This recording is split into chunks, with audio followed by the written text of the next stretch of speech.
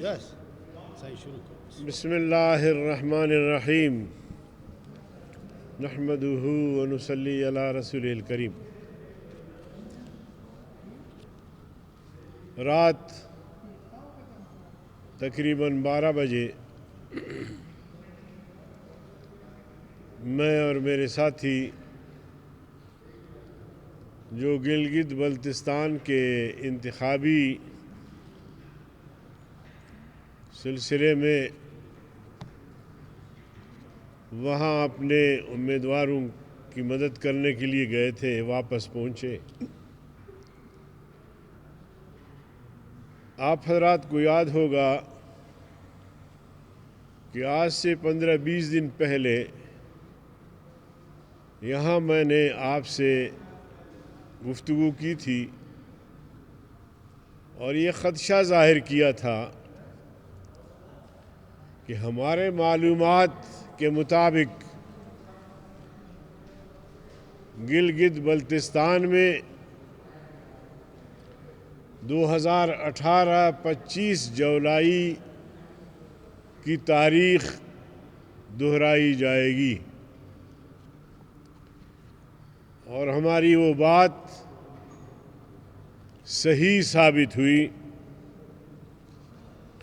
کہ جو الیکشن گلگت بلتستان میں ہوئے،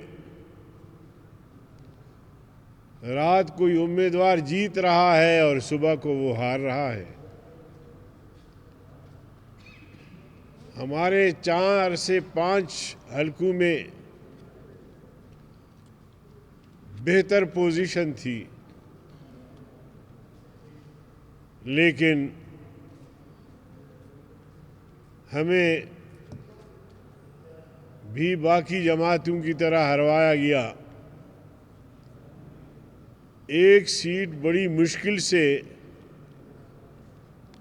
وہ بھی جب ریٹرننگ آفیسر کا گھیراؤ کیا گیا اور دوبارہ گنتی کروائی گئی تو بڑی مشکل سے وہ جیت گیا. الیکشن سے قبل جب الزامات لگے وفاقی حکومت پر اور الیکشن کی کردار پر، تو الیکشن کمیشن راجہ شہباز نے تمام پارٹیوں کی آل پارٹیز کانفرنس بلائی، اور اس آل پارٹیز کانفرنس میں سب نے مطالبہ کیا کہ انتخابات صاف شفاف ہونی چاہیے، انتخابات میں مداخلت نہیں ہونی چاہیے، جن امیدواروں کو ووٹ مل رہا ہے اس کو وہ ووٹ ملنی چاہیے، اور 2018-25 جولائی کی تاریخ نہیں دہرانا چاہیے. تو چیف الیکشن کمشنر نے باقاعدہ تمام آل پارٹیز کانفرنس میں شرکاء کے سامنے تحریری فیصلہ دیا کہ الیکشن پر کسی کو اثر انداز ہونے نہیں دیں گے. ملک کا وزیر اعظم ہو، صدر، اسپیکر، ڈپٹی اسپیکر، وفاقی وزراء یا ایگزیکٹو پاور رکھنے والا شخص کسی کو انتخابی مہم چلانے کی اجازت نہیں دیں گے. لیکن اور بالخصوص انہوں نے وفاقی وزیر امور کشمیر گلگت بلتستان علی امین گنڈاپور کے حوالے سے بھی کہا کہ اس کو بھی اجازت نہیں ہوگی. مگر پھر آپ نے دیکھا کہ الیکشن کمیشن کی اس فیصلے کی دھجیاں بکھیری گئی. وزیر اعظم کسی بہانے وہاں خود پہنچا، اعلانات کیے، عبوری صوبے کی بات کی. علی امین گنڈاپور پولنگ کے دن تک وہاں رہے اور دیگر ان کے وزراء زلفی بخاری اور وزراء کی فوج ظفر موج یہ سب وہاں رہے، جبکہ 2017 کے انتخابی قوانین کے مطابق کوئی بھی حکومتی عہدیدار کسی امیدوار کے الیکشن کیمپین میں شریک نہیں ہو سکتا. تو الیکشن کمیشن کے فیصلوں کی اس طرح بے توقیری کی گئی اور انہوں نے وہاں ترقیاتی اسکیمات کا اعلان کیا ووٹ خریدنے کے لیے. اسی طرح جناب والا جعلی پوسٹل بیلٹ پیپر جو بڑی تعداد میں تقسیم کی گئی، جبکہ اتنے لوگ ڈیوٹی پر نہیں تھے. گلگت بلتستان میں چونکہ آبادی کم ہے، 100 200 500 سے جیت ہوتی ہے. آج آپ کو پتہ چل گیا ہوگا کہ گلگت بلتستان حلقہ 2 گلگت جہاں جمیل جو ہے وہ جیت رہا تھا، صبح اعلان ہوا کہ وہ 2 ووٹوں سے ہار گیا ہے، جس کے مقابلے میں ہم نے اپنا امیدوار بھی وڈرا کیا تھا، ہم بھی اس کا ساتھ دے رہے تھے. تو وہاں تو 500 سے 200 سے 100 سے 2 ووٹوں سے 1 ووٹ سے بھی جیت ہوتی ہے. تو اگر پوسٹل بیلٹ پیپر کسی کے حوالے 500 کر دیے، کسی کے حوالے 200 کر دیے تو اس کی جیت تو یقینی ہو گئی. اس کے علاوہ بیلٹ پیپر تقسیم کیے گئے جس طرح یہاں پاکستان میں بھی کیا جاتا ہے. اپنے من پسند یا جن کو انہیں جتوانا تھا ان کو بیلٹ پیپر جو ہے وہ دیے گئے. الیکشن سے پہلے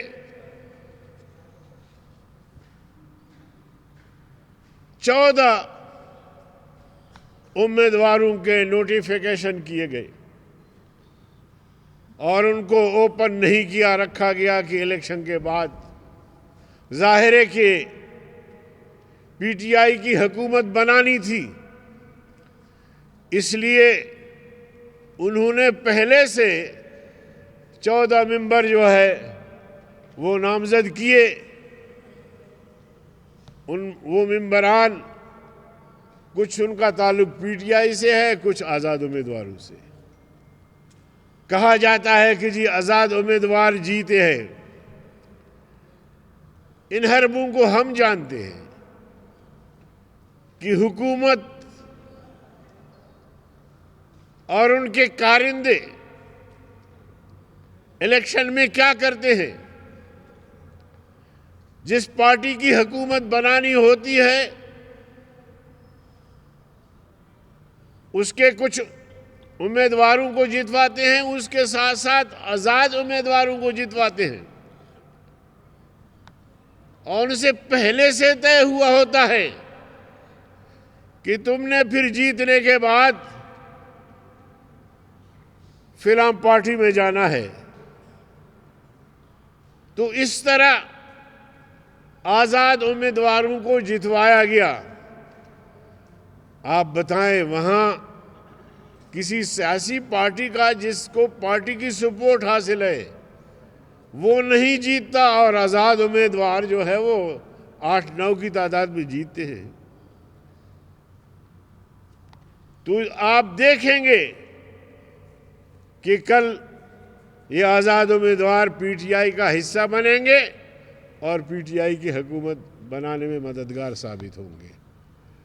تو اس لیے میں وثوق سے کہتا ہوں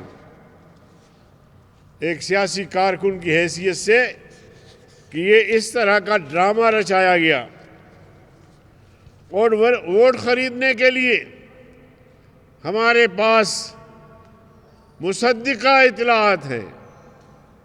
اگر کسی ادارے میں ہمیں بلایا گیا تو ہم انشاءاللہ ثبوت پیش کریں گے کہ کس طرح انہوں نے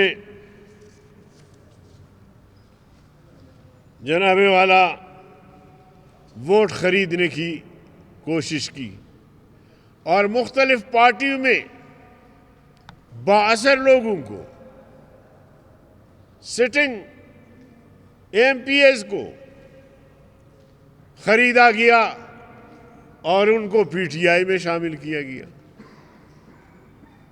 تو دھاندلی کے کیا سینگ ہوتے ہیں، بدعنوانی کے، جعلسازی کے کیا سینگ ہوتے ہیں. اس طرح انہوں نے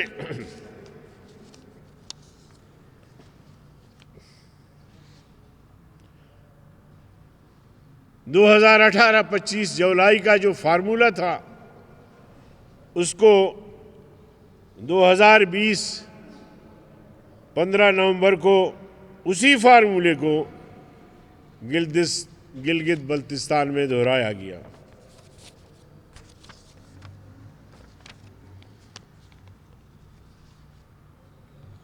اب اس کا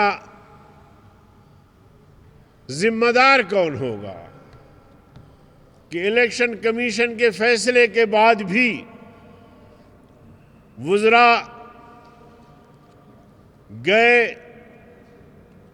اور وہاں پی ٹی آئی کے امیدواروں کو مالی مدد بھی کی، ان کے لیے ووٹ بھی خریدے، ان کے لیے کیمپین بھی چلایا.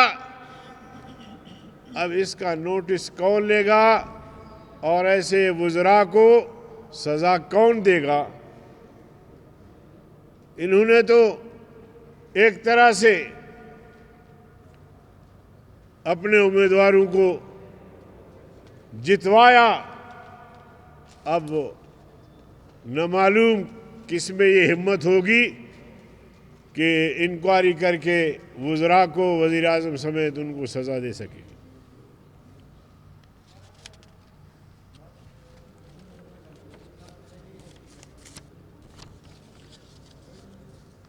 گلگت بلتستان کے عوام سے وعدہ کیا گیا الیکشن سے قبل کہ 200 ارب روپے کی ترقیاتی کام گلگت بلتستان میں کیا جائے گا. 200 ارب روپے کی ترقیاتی کام 2.5 سال میں تو